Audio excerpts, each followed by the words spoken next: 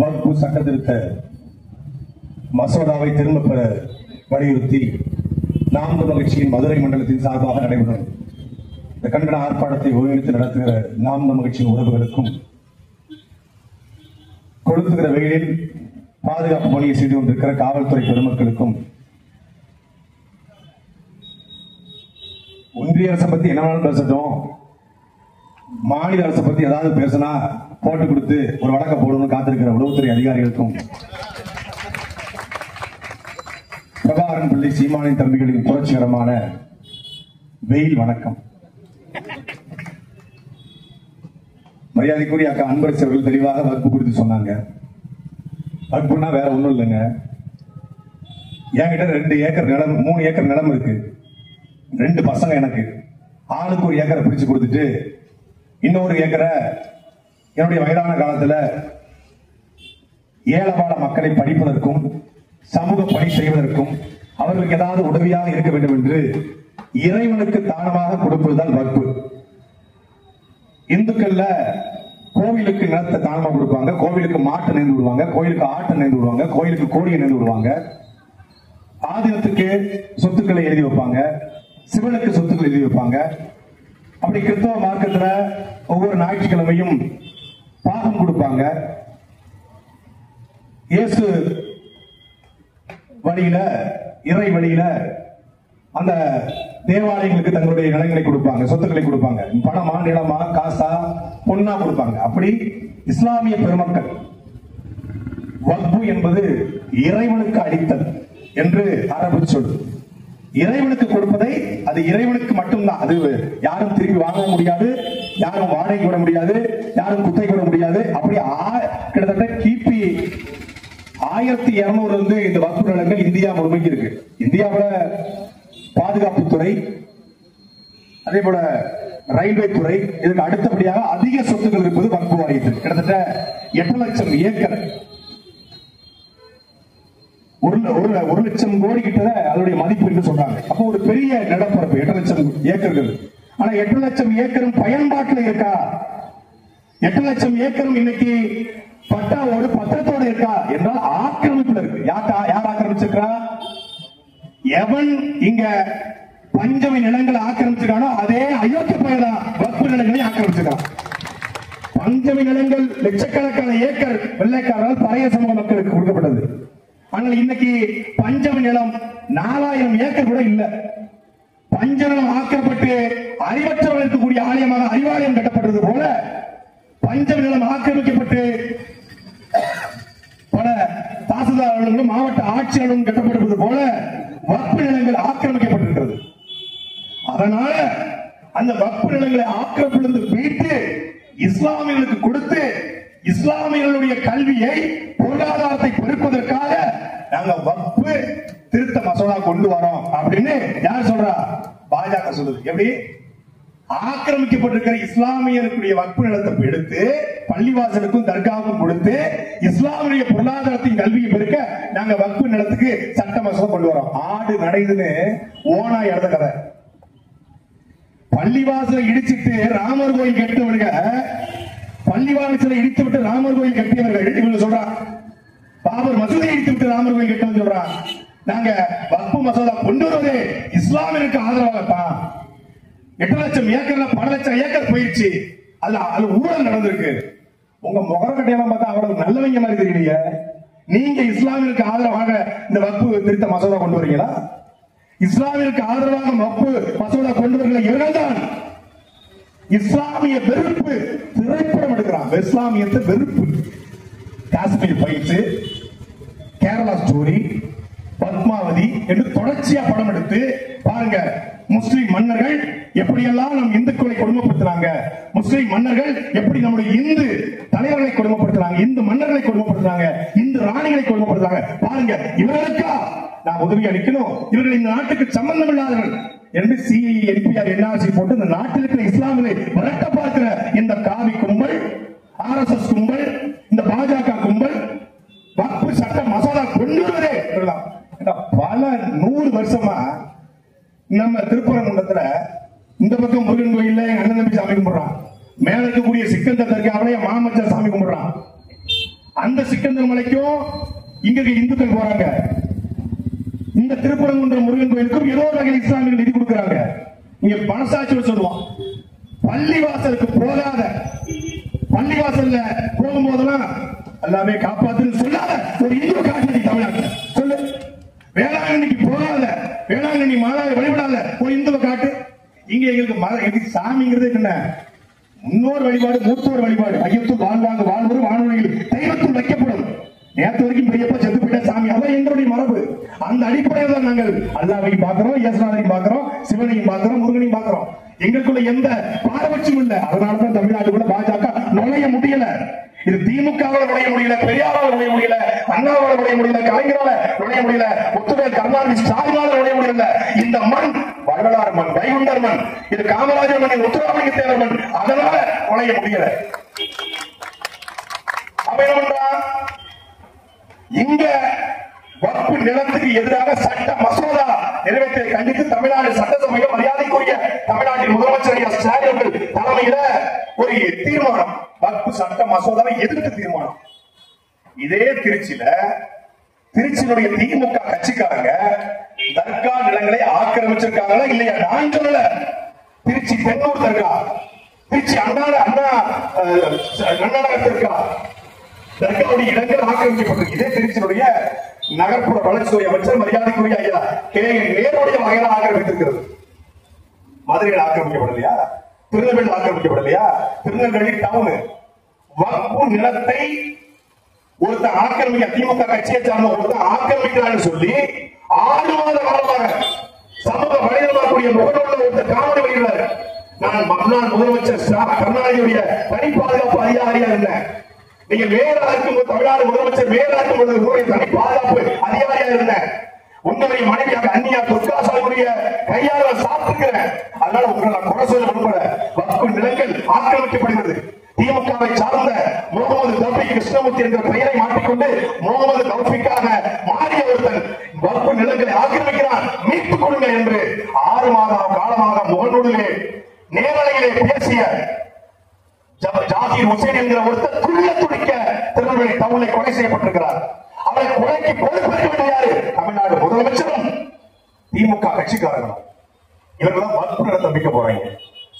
வக்பு நிலத்தை மீட்க போராடி ஒருத்தர் துள்ள துடிக்க கொலை செய்யப்பட்டிருக்கிறார். காவல் நிலையத்தில் புகார் கொடுத்தாரு.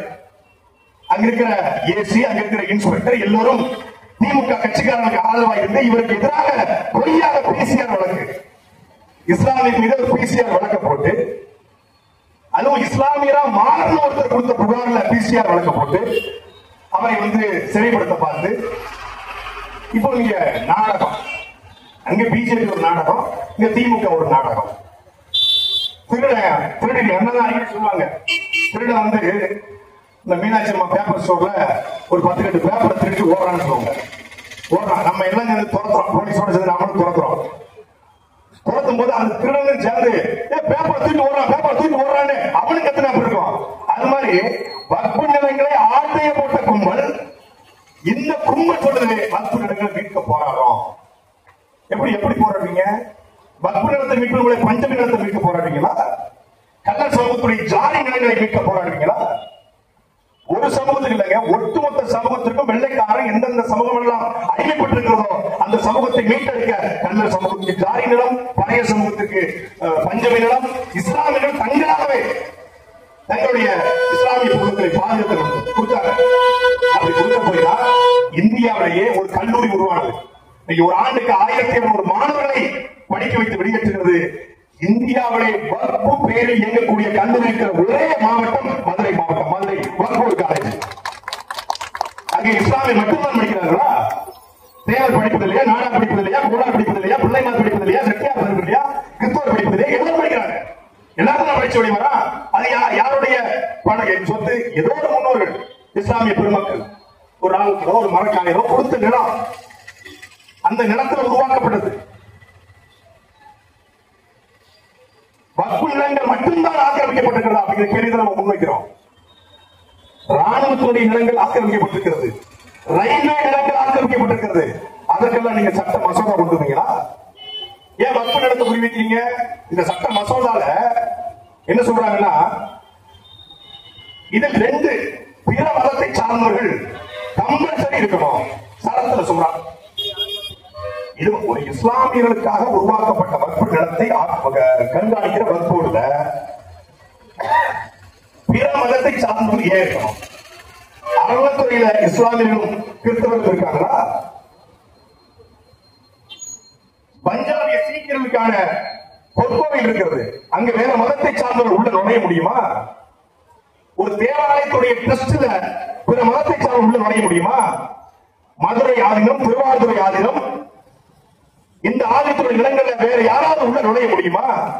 அப்ப வக்ஃப் என்பது இஸ்லாமிய பெருமக்களால் கொடுக்கப்பட்டு இஸ்லாமிய ஏழை எளிய மக்களுக்கான கல்வி பொருளாதாரத்துக்காக உருவாக்கப்பட்ட ஒரு வாரியத்திற்கு பிற மதத்தை சார்ந்து உள்ள நுழையலான்னு சொல்லும் போது அதனுடைய நோக்கம் என்ன? 12 ஆண்டுகளுக்கு மேல் இந்த நிலத்தை ஒருத்தர் வைத்திருந்தால் அது அவருக்கே சொந்தம். அப்ப 12 வருஷமா நீ ஆட்டை போட்டு வச்சிருக்க, அதான் அர்த்தம். 12 வருஷமா நீ ஆட்டை போட்டு வச்சிருக்கிற. உச்சநீதிமன்றம் தெளிவா குறிப்பிடுது. 1998ஆம் ஆண்டு உச்சநீதிமன்றம் மிக தெளிவா குறிப்பிடுது, வக்ஃப் என்பது இறைவனுக்கு கொடுக்கப்பட்டது, அது வாங்கவும் முடியாது, விற்கவும் முடியாது, அது இறைவனுக்கு சொந்தம் என்று தெளிவா குறிப்பிட்டிருக்கு. அரசியலமைப்பு சட்டத்துல மிக தெளிவாக குறிப்பிட்டிருக்கிறது. அக்கா கண்பரிசி சொன்னது கூட 44 திருத்தம். வீட்டை பெயிண்ட் பண்றது திருத்தம், ஆல்ட்ரேஷன். 4 அடி படிப்பீங்க, அது 6 அடியா உயர்த்துறோம், சரி. பின்னாடி கழிவறையில கொஞ்சம் பழைய ஸ்டைல் இருக்கு, வெஸ்டர்ன் ஸ்டைலுக்கு மாத்திரம், சரி. கிச்சன் வந்து பழைய ஸ்டைலுக்கு மாடர்ன் கிச்சனா மாத்திரம், சரி. கழிவறையை கொண்டு போய் முகப்பறையை வச்சுட்டு கிச்சனை கொண்டு போய் வெளியே வச்சுட்டு வீட்டையே வந்து மாடியை உடச்சு தட்டி எடுத்துட்டு பண்ணா அதுக்கு பேர் என்ன? வீடை புதுப்பிக்கிறது, வீடை புதுசா கட்டுறது. இவன் பண்ண வக்ஃப் திருத்தம் வீடை புதுசா இடிச்சிருக்கான். இவன் திருத்தல, ஆல்ட்ரேஷன் பண்ணல. 44 திருத்தம் வந்தா முடிஞ்சிருச்சு. அப்ப அப்படிப்பட்ட திருத்தத்தை கொண்டு வர முக்கியமான நோக்கம் வக்ஃப் நிலத்தை மொத்தமாக எடுப்பது, தனி நபர்களுக்கு கொடுப்பது. உள்ள இதுவரைக்கும் வக்ஃப் என்று தனியாக வக்ஃபோடு நியமிக்கப்பட்ட அதிகாரிகள் தான் இது வக்ஃப் நிலமா இது அரசு நிலமா என்று சொல்லுகிற உரிமை இருந்தது. இப்போ மாவட்ட ஆட்சியருக்கும் மாவட்ட துணை ஆட்சியருக்கும், ஏற்கனவே மாவட்ட ஆட்சியரும் துணை ஆட்சியரும் கொடுக்கிற மனுவெல்லாம் பார்த்துட்டு தான் மக்கள பார்ப்பாங்க. போன உடனே அவங்க என்ன பட்டா இல்லையாமா, இந்தாங்க உங்களுக்காக நாங்க வேலை செய்ய காத்திருக்கோம், பட்டா உங்களுக்கு என்னமா அடங்கள், இந்தாங்க அடங்கள், உங்களுக்கு என்னங்க மடங்கள், இந்தாங்க மடங்கள், உங்களுக்கு என்னங்க சிட்டா, என்னங்க சிட்டா, வேற என்னங்க வேணும் உங்களுக்கு? ஐயா வேலை வேணும், உடனே வேலை இருந்தாங்க, உங்களுக்கு என்னமா படிப்பு காசு, இருந்தாங்க படிக்க காசு. மாவட்ட ஆட்சியரும் துணை ஆட்சியரும் முதல்ல செய்வாங்க. ஏற்கனவே நாய்க்கு சொல்லுவாங்க, நாய்க்கு வந்து வேலையை வந்து நிக்க நேரம் உள்ள மாதிரி தான் தமிழ்நாட்டுடைய அரசு அதிகாரி இந்தியாவில் இருக்காங்க. பரபரப்பா தெரிவாங்க, அவங்களுக்கு தவாணி, அவங்களுக்கு ஒரு ஆடலி, பரபரப்பா தெரிவாங்க. ஒரு வேலை இருக்காது, எங்கிட்டு போறாங்க எங்கிட்டு வராங்கன்னு தெரியாது. இதுல வக்ஃப் நிலங்களை அது வக்ஃப் நிலமா அது அரசு நிலமா என்று சொல்லுகிற உரிமை யாருக்கு இருக்கா? மாவட்ட ஆட்சியருக்கு இருக்கா. மாவட்ட ஆட்சியர் யாருக்கு சம்பளம் வாங்குறாரு? அரசாங்க சம்பளம் வாங்குறாரு. இப்போ ஒரு எடுத்துக்காட்டுக்கு மதுரை உலா படித்துறையில ஒரு 2 ஏக்கர் நிலம் இருக்கு. இது வந்து எங்க அண்ணன் போயிட்டு இந்த மாதிரி இது வக்ஃப் நிலங்க அப்படின்னு ஒரு புகார மாவட்ட ஆட்சியர் கொடுக்குறாரு. மாவட்ட ஆட்சியர் அரசுக்கு எடுத்துக்குவாரா, வக்ஃப் கொடுப்பாரா? வக்ஃப் கொடுக்கணும் அவரை தலையெடுத்தா அது அரசாங்கத்துடைய ஆளு. மாவட்ட ஆட்சியரோ மாவட்ட கண்காணிப்பாளரோ டிஐஜியோ அரசினுடைய அடிமைகள், அரசாங்க சம்பளம் வாங்கக்கூடியவர்கள். அவர்கள் எப்படி வக்ஃபோடு உண்மையா இருப்பாங்க? அரசாங்கத்தான் உண்மையா இருப்பாங்க. அப்ப மாவட்ட ஆட்சியர் கட்டுப்பாட்டுல அரசு நிலமா வக்ஃப் நிலமா என்று சொல்லுகிற உரிமை மாவட்ட ஆட்சியருக்கு இருக்கின்ற 100 விழுக்காடு அந்த இடத்தை ஆக்கிரமிப்பதை தவிர வேற ஒண்ணுமில்லை என்பதுதான் நாம் மகிழ்ச்சியுடைய குற்றச்சாட்டு. இதுவரைக்கும் பாஜக ஆட்சிக்கு வந்து 2014 தொடங்கி இந்த 2025 வரைக்கும் எத்தனை திருத்தங்கள்? 88 சட்டங்களை திருத்திருக்காங்க. 88 சட்டம். 2019 24 அந்த காலகட்டத்தில் மட்டும் 2 நாளுக்குள்ள 22 சட்ட மசோதாக்களை திருத்துறாங்க. யாருக்கு எதிராக? என்ஐஏ யாருக்கு எதிராக? சிஏஎஸ்பிஆர் யாருக்கு எதிராக? இப்போது வக்ஃப் திருத்தம் முத்தலாக் யாருக்கு எதிராக? ஒரே ஒரு சமூகம். இந்த நிலத்தில் தொண்டு தொட்டு வாழக்கூடிய, இங்க கோயிலுக்குள் விடல, படிக்க விடல, கொட்டா தீட்டு பாத்தா தீட்டு, சாலையில் நடக்க முடியாது, தண்ணி குடிக்க முடியாது, குளத்துல குடிக்க முடியாது, தெருவில் நடக்க முடியாது என்றார். நீ பல்லு பற என்று தீ சீண்டினான். அவ வாங்க பாய் தோங்க பாய் நான் மாறலாம், மனம் மாறலாம். யார் மாறியது? இங்க கூடிய தேவேந்தர், எங்க இங்கக்கூடிய நாடார், இங்கக்கூடிய கோனார், இங்கக்கூடிய பறையர், இங்கக்கூடிய அருந்ததியர், இங்கக்கூடிய மரபல்ல இஸ்லாமிய மாறிகள் தென்காசியில் மாறிக்கிற இஸ்லாமிய பெரும்பான்மை தேவன் நாடார். என்னமோ வானத்துல இருந்து குதிச்சு வந்த மாதிரியும் ஆழ்நாட்டிலிருந்து ஒட்டாமைக்கு வந்த மாதிரியும் 3 தலைமுறைக்கு முன்னாடி போய் இஸ்லாமியோட தாத்தா பேரை கேட்டா ராமசாமி தேவருமா, ராமசாமி உடையாருமா, ராமசாமி கோடாருமா, ராமசாமி தேவேந்திரமா, சொந்தக்காரன் அண்ணன் தம்பி. அவங்க நிலத்தில் வாழ்றோட அந்நியப்படுத்துவதற்கு ஒரு சட்டத்தை கொண்டு வந்து தொடர்ச்சியா ஒரு சட்டம் 2 சட்டம் கிடையாது. மரியாதைக்குரிய இந்தியாவுடைய உள்துறை அமைச்சர் அமித்ஷா அவர்கள் பாராளுமன்றத்தில் பேசுறாங்க. யாரை பார்த்து? டி.ஆர். பாலுவை பார்த்து, தயாநிதி மாறனை பார்த்து பேசுறாங்க. உங்களுக்காகவும் இஸ்லாமிற்காக இந்த எண்ணெயவே கொண்டு வந்தோம். உங்களுக்கு தமிழர்களுக்காகவும் இஸ்லாமிற்காக இந்த சட்டத்தை கொண்டு வந்து எண்ணெயை சொன்னாங்க. எண்ணெயை இந்தியாவில் யாரை விசாரணை செஞ்சிருக்கு? ஏதாவது இந்து தீவிரவாதி இல்லையா? அறுவாலை துப்பாக்கி வச்சிருக்கிற, காந்தி பணத்தை போட்டு காந்தி செத்து 70 வருஷம் கழிச்சு வெட்டக்கூடிய, இஸ்லாமியர்கள் மாட்டுக்கரை சாப்பிட்டு வெட்டக்கூடிய இந்து பெண், ஒரு ஒடுக்கப்பட்ட சமூகத்தை சார்ந்த ஒரு பெண்ணை பாலியல் துன்புறுத்தி இரவாக காவல்துறைக்கு தெரியாமல் எரித்துக் கொள்கிற சம்பவம் இந்தியாவில் நடைபெறலையா? அப்ப அவர்கள் யாரையாவது இந்த எண்ணெயை விசாரணை செய்திருக்கிறதா? இல்லை. விசாரணை செய்து எங்களை பண்ணுச்சு, எண்ணெய இஸ்லாமியர்களை பண்ணுச்சு. இஸ்லாமிய மீது வழக்கு போட்டா, எங்க வீட்டுக்கு வந்தா துப்பாக்கி இருக்கு, சாட்டை துறைமுறை வீட்டுல பெரிய துப்பாக்கி இருக்கு, கட்டுக்கட்டாக அதுவும் கொட்டாம பாருங்க, தினகரன் நான் மறக்க மாட்டேன் வாழ்க்கையில. கட்சிக்குள் தனி ஊட்டெடுக்கும் சாட்டை, கட்சியை கைப்பற்றும் சாட்டை, தாமரப்பட்ட தலைமுறைங்கிற மாதிரி கோடிக்கணக்கில் வெளிநாட்டு நிதி அப்படின்னா, நான் அப்பதான் காருக்கு லோனுக்கு ஒவ்வொரு பேங்க் அலைஞ்சிட்டு இருக்கேன். அது எங்க இருக்குன்னு சொன்னா கூட வாங்கிடுவாங்க அப்படின்னு. இந்த எண்ணெய் வந்து ஒரு பேங்க் லோன் தரல, அதோட சோழியை முடிச்சு விட்டாங்க. வீட்டை காலி பண்ற ராஜா வீட்டு உரிமையாளர் சொல்லிட்டாங்க. இந்த லட்சத்துல கோடிக்கணக்கில் பணம் வருது. வந்து பார்த்தாங்க, 2 மணி நேரம் சோதனை, வளர்ச்சி எவ்வளவு சொல்லிருக்கிறான். சீமானுக்கு சாட்சி தான் எல்லாமே, இடுமானம் தான் எல்லாமே, இசை மதிவான இவங்களை தூக்குலாம் கட்சியில கலைச்சுவாங்க. உள்ள துப்பாக்கி ஆயுதமா இருக்கும், உள்ள போங்கன்னு இருக்காங்க. வந்து துப்பாக்கி சத்தியமா எடுத்தாங்க. துப்பாக்கி என்ன துப்பாக்கி?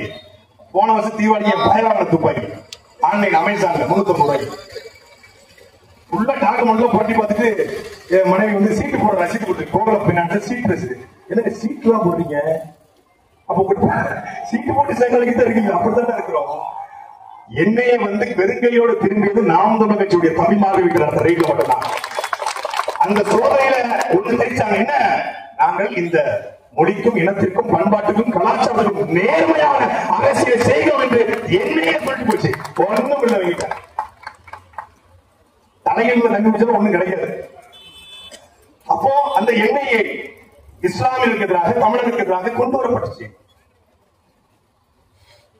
அதே போல இன்னைக்கு இந்த வக்ஃப் வாரிய திருத்த மசோதா முழுக்க இஸ்லாமிய பெருமக்களுக்கு எதிராக. ஏற்கனவே உச்சநீதிமன்றம் சொல்லுது 8 லட்சம் ஏக்கர்ல 4 லட்சம் ஏக்கர் தான் பதிவு செய்யப்பட்டிருக்கின்றான். இன்னொரு பக்கம் 1 லட்சம் ஏக்கர் தான் இருக்கு, மீதிக்கெல்லாம் டாக்குமெண்ட் இல்லை அப்படிங்கிறான். 3 தலைமுறையாக இந்த நிலம் பல வகையில கைமாற்றப்பட்டிருக்கிறது, பல வகையில ஆக்கிரமிக்கப்பட்டிருக்கிறது. அந்த ஆக்கிரமிப்பை சரி பண்ணுவதற்கும் வக்ஃபுக்குள் நடக்கக்கூடிய முறைகளை சரி பண்ணுவதற்கும் நாங்க கண்காணிக்கிறோம். கண்காணிப்பதற்கு ஒரு குழுவை போடுவோம்னா அது நியாயமானது. வக்ஃபுக்குள் நடக்கக்கூடிய முறைகள் எல்லா நிறுவனத்திலும் முறைகள் நடக்கும். ஒரு கல்லூரியா, ஒரு பள்ளியா, ஒரு தனியாரா, ஒரு மாநகராட்சியா, சின்ன சின்ன முறைகள் நடக்கத்தான் செய்யும். தவறுகள் நடக்கும். அந்த தவறுகளுக்கு 1 லட்சம் புகாராக வந்திருக்கிறது. உச்ச நீதிமன்றத்திலே 20 வழக்குகள் வக்ஃபுக்கு எதிராக போட்டிருக்காங்க. அதன் அடிப்படையில் தான் நாங்கள் வந்து இந்த வக்ஃப் திருத்த மசோதாவை கொண்டு வருவோம் என்று பேசுகிற பாஜகவுடைய பெருமக்கள், நாட்டினுடைய உள்துறை அமைச்சர் வக்ஃபுக்குள் நடக்கிற முறைகேடுகளை கண்காணிக்கிறோம் என்று சொல்லுவீங்களே, அமலாக்கத்துறையை வச்சு வாரத்துக்கு 4 ரெய்டு நடத்தீங்க, ஏன் ஒருத்தர கூட கைது பண்ண மாட்டீங்க? வடிவேல் ஒரு படத்துல பேசிக்கிட்டே இருக்க பாம்பை காட்ட மாட்டோம்ப்பா, குரலியத்தையா இருக்குமோ அப்படிங்கிற மாதிரி பேசுறான், மழை பேசுவான். அதாவது வந்து அந்த நாகப்பாம்பு சீரினால் அந்த நாகப்பாம்பு யாரை பார்க்கிறதோ அவனுக்கு நாம் சிதைகளை அப்படின்னு உருட்டுவாங்க. கடைசி வரைக்கும் பாம்பே காட்ட மாட்டான், பாம்பாட்டி. அது மாதிரி அமலாக்கத்துறை வாரா, ரெய்டு நடத்துறான், அடக்கி விடுறான், ரிப்பீட்.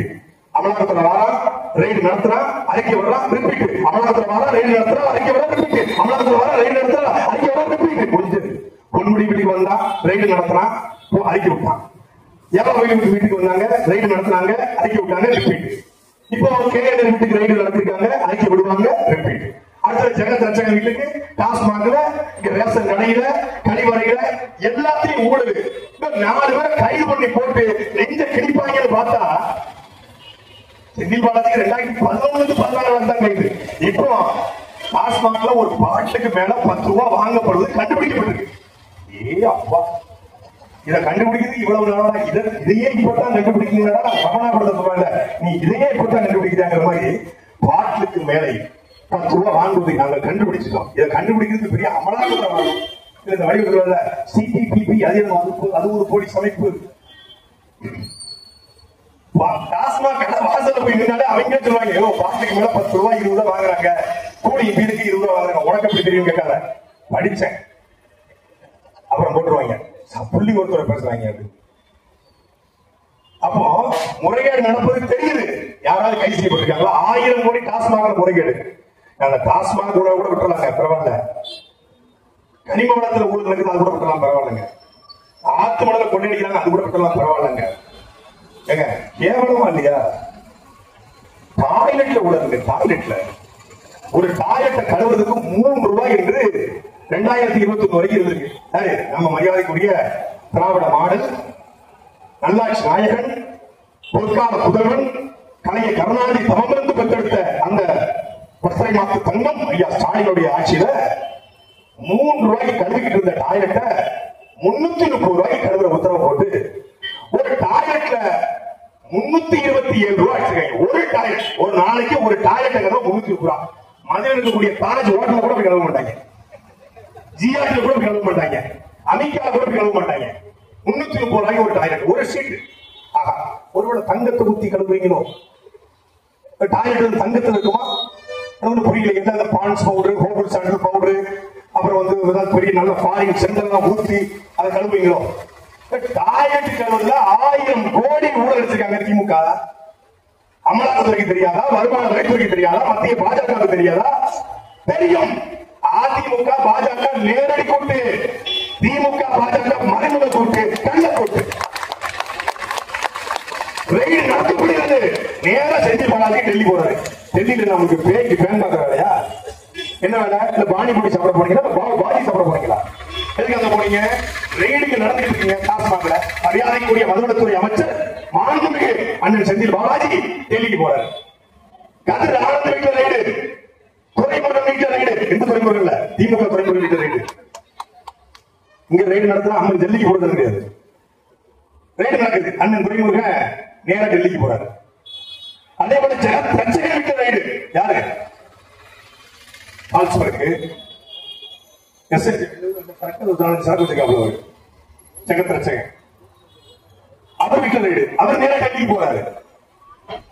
அண்ணாநகர் மோகன் எம்எல்ஏ வீட்டுல ரைடு, திமுக எம்எல்ஏ வீட்டுல ரைடு. அடுத்தவருடைய மரியாதைக்குரிய விளையாட்டுத்துறை அமைச்சர், விளையாட்டு அமைச்சர், துணை முதலமைச்சர் அண்ணன் உதயநிதி ஸ்டாலின் டெல்லிக்கு போறாரு. ஏன் டெல்லிக்கு போறீங்க? நீங்க தான் பாஜக எதிர்ப்புலாச்ச, கோபேக் மோடி ஆச்ச, கெட் அவுட் மோடி ஆச்சு. நீங்க அது வேற வாய், இது நால வாய். திமுக ஆட்சிக்கு வர்றதுக்கு முன்னாடி கருப்பு பருவம், ஆட்சிக்கு வந்தா வெள்ள கொடை. உலகத்துல வெள்ள கொடை இருக்குங்கிறது நான் ஸ்டாலின் மோடிக்கு பிடிச்ச பிறகு தெரிஞ்சுட்டேன். சத்தியமா நம்ம எல்லாருமே விட்டேன். வெள்ளையில கொடை இருக்கா? எங்க ஊர் டீச்சர் எல்லாம் கலர் கொடை பிடிச்சு போவாங்க. டீச்சர்னாலே கலர் கொடை தான். அதே மாதிரி வெள்ள கொடை கண்டுபிடிச்சிருக்காங்க. மோடிக்கு கருப்பு ஆகாது. அவரே ஒரு நெருப்புங்கிறதுனால, பெரிய பருப்புங்கிறதுனால கருப்பு ஆகாது அப்படின்னு சொல்லி வெள்ள கொடை பிடிச்சிருக்காங்க. ஆட்சிக்கு வந்து வர்றதுக்கு முன்னாடி கோபக் மோடி, கெட்ட மோடி ஆட்சிக்கு வந்தா கேலோ இந்தியா, செஸ் ஒலிம்பியாட்டு, ஈஷாவுக்கு வரவேற்கிறது. இப்பொழுது பாமன் பாலத்துக்கு தங்கம் டென்னஸ் கொடுத்து வரவேற்கிறது. இன்னும் இஸ்லாமிய கொண்டு நம்புறாங்க. பாஜக உள்ள வந்துடும் ப்ரோ. உள்ள வந்து ரொம்ப நாள் ஆச்சு bro. What bro, this is very long bro. உலகத்துல பேராபத்து இருந்துகள்ல அறியாமை, மறதி, அறியாமையும் மறதி. இஸ்லாமிய பெருமக்கள் இஸ்லாத்தை முழுமையாக படித்தவர்கள். ஒவ்வொரு முறையும் பாங்கோசை அழைக்கிறது. என்ன அழைக்கிறது? அரபுல வெற்றியின் பக்கம் வாருங்கள், சத்தியத்தின் பக்கம் வாருங்கள் என்று தொழுகைக்கு அழைக்கிறது. நன்றிக்குரிய இஸ்லாமிய பெருமக்களை, வெற்றியின் பக்கம் நிற்கிற இஸ்லாமிய பெருமக்கள், என்னைக்கு நீங்கள் சத்தியத்தின் பக்கம் நிற்பீங்க? என்ன நிற்பீங்க? உங்களை ஏமாத்துறவன், உங்களுக்கு எதிராக சட்டத்தை கொண்டு வருவன், அவன் வக்பு சட்டம் கொண்டு வரான், அது இஸ்லாமிய ஆபத்துன்னு சொல்றீங்க.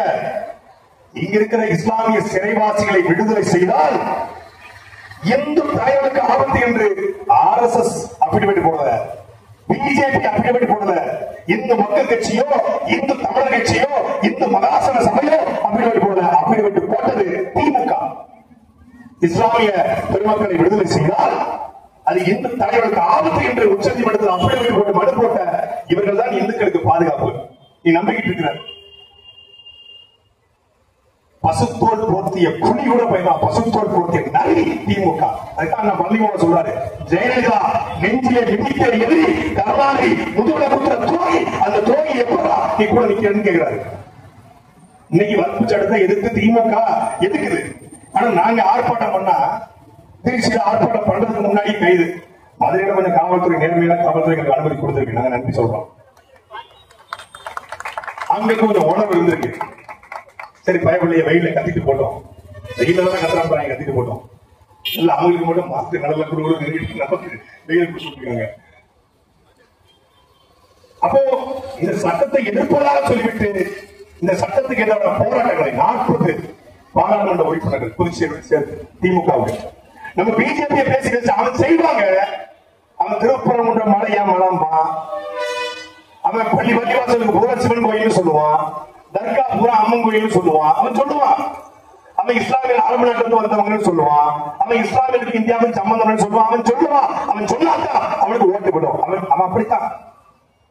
நீங்க சிறுபான்மை இனத்தின் பாதுகாவலர், சிறுபான்மை இனத்தின் பாதுகாவலர் சொல்ற இந்த கும்பல் தான் இந்தியாவிலேயே சட்டசபைக்குள்ள இஸ்லாமிய தீவிரவாதி என்று பதிவு செய்த கட்சி திமுக. இந்தியாவிலேயே ஒரு இந்து எம்பி கூட சொல்ல, ஆனா திமுக தலைவர் கருணாநிதி சொன்னார் சட்டசபையில, கட்சி ராஜாவையும் சிபி ராதாகிருஷ்ணனையும் வெட்ட வைத்து சட்டசபைக்கும் பாராளுமன்றத்துக்கும் அனுப்பிய கும்பல் இந்த கும்பல்.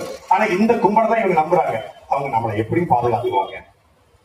கருணாநிதி பார்த்துக்கிட்டாரு, இப்ப ஸ்டாலின் பார்த்துக்கிடுவாரு. இஸ்லாமிய பெருமக்கள் 2 பேரும் துள்ள தொழில் கொலை செய்யப்பட்டிருக்காங்க. ஒருத்தர் ஜாகிர் உசேன், இன்னைக்கு புதுக்கோட்டை சேர்ந்த ஜவஹர் அலி, ஒரு சமூக ஆர்வலர், கனிமவள கொள்கை கண்டித்து போராடிய ஜவஹர் அலி துள்ள தொழில் கொலை செய்யப்பட்டாரு. தமிழ்நாட்டின் முதலமைச்சர் ஒரு கண்டன அறிக்கை, ஒரு இரங்கல் திமுக அமைச்சர் ரகுபதியோ புதுக்கோட்டையின் சட்டமன்ற உறுப்பினர் முத்துராஜாவோ யாராவது ஒருத்தர் போய் எட்டி பார்த்தாங்க செய்தி உண்டா? திருமையும் சட்டமன்ற உறுப்பினர் போன செய்தி உண்டா? கிடையாது. அப்போ எந்த இடத்துல உங்களுக்கு பாதுகாப்பு? ஆனா இன்னும் நம்புறாங்க திமுக நம்மளை பாதுகாக்கும், திமுக நம்மளை கைவிட்டாரு. வகுப்பு நிலத்தை பாதி ஆட்டை போட்டு வச்சுக்கிறது திமுக தான், வகுப்பு நிலத்தை மொத்தமா. அப்ப அதை கண்டிச்சுதான் நாம் தமிழ் நாங்கள் போராடி கொண்டிருக்கிறோம். இதுவரைக்கும் பல சட்டங்களை கொண்டு வந்தா நிறைவேற்ற முடியல. எனது சட்டத்தை நிறைவேற்றிருக்கிறான். நிறைவேற்றினாலும் உச்ச நீதிமன்றம் நினைத்தால் ஒரு நொடியே இந்த சட்டத்தை ரத்து செய்ய முடியும். அதுக்கு தேவை ஒற்றுமை. எப்படி சிஏ, என்பிஆர், என்ஆர்சி கொண்டு வந்து தொடர்ச்சியான இஸ்லாமிய பெருமக்களுடைய போராட்டம், ஜாகின் பாத் என்று ஒவ்வொரு ஊரிலும் இஸ்லாமிய சகோதர சகோதரிகள் உட்கார்ந்து போராடிய போராட்டத்தின் விளைவு இஸ்லாமிய மார்க்கம் சொல்லுது. அநீதி எடுத்து போராடுங்க, இல்ல குறைந்தபட்சம் அநீதி எடுத்து பேசுங்க, இல்லை அநீதி எடுத்து சிந்திங்கள் என்கிறது. அநீதி எடுத்து போராடுவதை உண்மையான ஜிகாதியாக புனித போராளியாக இருக்க முடியும் என்கிறது. அந்த அடிப்படையிலே அநீதி எடுத்து போராடுகிற நாம் தமிழ் கட்சியை வலிமை சேருங்கள். நீங்கள் வலிமை சேர்த்தாலும் சேர்க்காவிட்டாலும் நாம் தமிழ் கட்சி இன்றைக்கு தெருமுக்கள் போராடலாம். அக்கா அன்பரசு சொன்னது போல நாளைக்கு எங்களுடைய குரல் சட்டசபையிலே ஒழிக்கும். எக்காரணம் கொண்டு வக்பு நிலத்தை வேறொருவன் அபகரிப்பதையோ, வக்பு நிலத்தை வேறொரு வக்பு இல்லத்தில் இல்லாத இஸ்லாமிய இல்லாத எவர் ஆக்கிரமித்தாலும் நாம் மகிழ்ச்சி அந்த களத்திலே எப்போது நிற்கும்? இன்னைக்கு நிற்கும், எப்போது நிற்கும்? இன்னைக்கு எங்கிட்ட அதிகாரம் இல்ல, முக்கள் உட்கார்ந்து கத்துறோம். அதிகாரம் வருகிற பொழுது அந்த வக்பு சட்ட மசோதாவை முழுமையாக ரத்து செய்ய வைக்கிற சட்ட போராட்டத்தை நாம் மகிழ்ச்சி முன்னெடுக்கும். நாம் மகிழ்ச்சியுடைய வழக்கறிஞர் சார்பாக உச்ச நீதிமன்றத்தில் 90 நாட்களுக்குள்ளே மேல்முறையீடு போகலாம் என்பது விதி. அந்த விதி அடிப்படையிலே இந்த வக்பு சட்ட மசோதாவுக்கு எதிர்த்து நாம் மகிழ்ச்சி தனியாக வழக்கு தொடர்ந்து நடத்த இருக்கிறது. இந்த வக்பு சட்ட மசோதாவை ஒருபோதும் நாங்கள் அனுமதிக்க முடியாது. இது ஒட்டுமொத்தமான அரசியலமைப்பு சட்டத்திற்கும் இந்தியாவுடைய ஜனநாயகத்திற்கும் ஒருமைப்பாடுக்கும் பேராபத்து என்பதை கூறிக்கொண்டு விடைபெறுகிறேன். நன்றி, வணக்கம்.